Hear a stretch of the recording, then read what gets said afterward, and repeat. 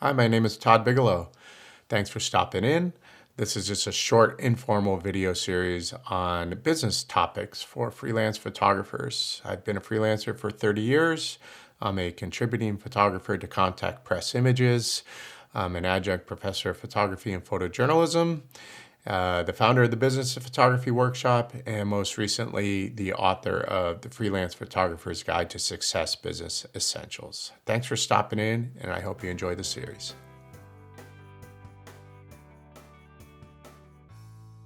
All right, so I know that probably most of you have dealt with a situation where somebody contacts you, email, phone call, whatever, and they're looking for certain images that they know you shot, and they're wondering if they could take a look at them, perhaps to license them. And in the back of your mind, as it's happened with me, you're thinking, okay, I know exactly what they're talking about. I just don't know if I have those images scanned in. They're from 1996 GOP convention or something. Democratic National Convention was held in LA in 2000, something like that. And you're like, where are those images? I want to make sure I can get this license. Okay, let's talk about that and how we can deal with that. Okay, so if you're like me, you scanned in a portion of your film archive from when we shot during the film days. A lot of work I shot during the film days, obviously, starting in the early 90s when I started my career all the way up until we went digital, which was like the early 2000s before we started kind of putting the film aside. So it's a lot of work. When I first got my digital archive up, I didn't scan every single image, every single assignment. Obviously, that would have just taken an insurmountable amount of time for me at that time because I was out shooting a lot. So now you want to make sure that you come back and go back through that work again. This is actually like the third time that I've been doing this. All right. So I'm starting to go back into my files, back into those, banker's boxes and all sorts of places. I don't have great filing systems, I'm sorry to say.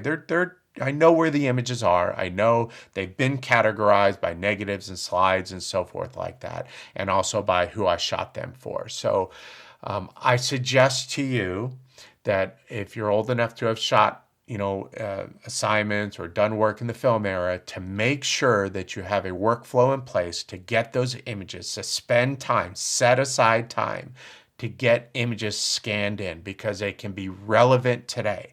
We're dealing with issues now, obviously, with the abortion rights issue, with Roe versus Wade, perhaps, and looking increasingly likely that it will be thrown out, is bringing abortion rights and that controversy of pro-life versus the right for a woman to choose back into the top of the news cycle.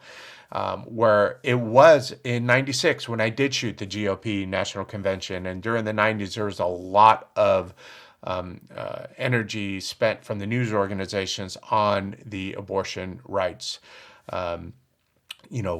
issue. Okay, so having those images now available from then, it's relevant because many organizations, textbooks, who knows, magazines, newspapers, might want to come to you if they can find those images and say, "Oh, I know you. You shot that for the Washington Post or for the New York Times back then. Do you have those images showing that abortion rights controversy or issue or protest or demonstration or action event at a Planned Parenthood?" Do you have those? Because we're trying to show what it was like, 25 years ago, and then that fight continues. Okay, so I've licensed many images from film days over the years, but it's time that I go back in. So I literally have all sorts of older negatives from celebrities and social issue events and literally the GOP convention that I did shoot for the Washington Post and some others back in 96. I have all sorts of things that are related to healthcare and climate control, big storms that I shot with a lot of mudslides and houses that were ripped off their foundations in the 90s that are relevant today because we're dealing with climate control issues and climate crisis issues. So this is an important time, I think, for me to make sure that I set aside some time. So I'm trying to do at least one afternoon a week It's funny, I do have my older G4 PowerBook. This thing is a brick. I travel with it all over. I kept it because it has my Nikon CoolScan software, original software, still, um, loaded on the computer. So that software is no longer available from Nikon, and I like that software. So I kept the computer primarily for that. Basically, there's nothing on that computer except a couple of programs, and that's one of them. I do have my Nikon 4000 Nikon CoolScan 4000 ED. If you don't have a scanner, obviously you're going to need to get one. I've had this for many, many years. It still works great, okay? It can batch scan negatives and slides. So I have a workflow set up where basically like one afternoon at least a week, and I'm usually doing some on the weekends, I'm going through, I have a little light box, I have my, little loop, which some of you may not even know what it is. And you're going to go through your negatives, go through your slides, select images, categorize them according to what the subject matter is. If it's, people and portraits or events or whatever it is. I'm going to create a workflow. So I batch scan and I, direct those files to be saved directly onto a hard drive, obviously with the, subject matter as the name of the folder. They're saved as raw TIFF files. They're very nice files. I then, once I get 50 or 60 of them, I take that hard drive and I take it out of the little, G4 laptop. I throw it into my regular computer, and I go ahead and start working those through Lightroom and Photoshop so that I can kind of clean up a lot of the little scratches from the negatives. They show up quite a bit on the scan.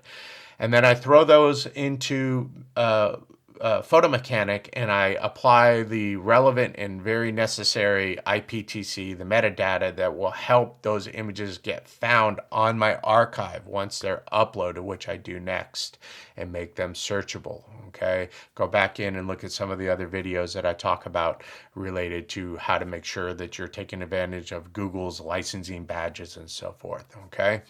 So that's about it. It's a very simple workflow. It does take time. Okay, so it's not a super fast process. So 50, 60 images, I go ahead and stop and start to throw those into Photoshop and Lightroom and so forth. Okay, I edit loosely because you never know what is necessarily going to be sought after by a photo editor or a researcher.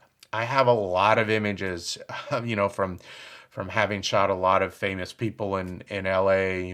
Recently I'd scanned in more images of Halle Berry and Gene Hackman, and I photographed Robert Altman, a famous director, and Timothy Leary, a psychologist, well known, who died, I believe, in the late 1996.